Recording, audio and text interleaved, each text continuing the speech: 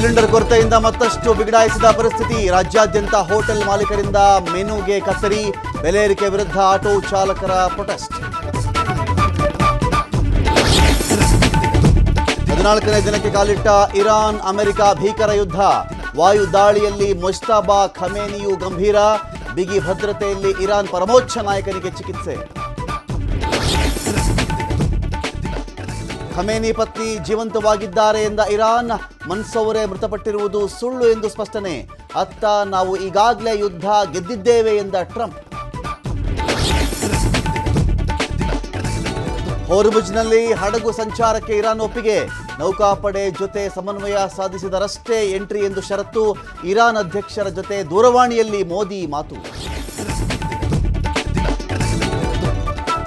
ರಾಜ್ಯಸಭಾ ಚುನಾವಣೆಯಲ್ಲಿ ಆಪರೇಷನ್ ಕಮಲದ ಭೀತಿ. ಒಡಿಶಾ ಕಾಂಗ್ರೆಸ್ನಲ್ಲಿ ರೆಸಾರ್ಟ್ ರಾಜಕಾರಣ.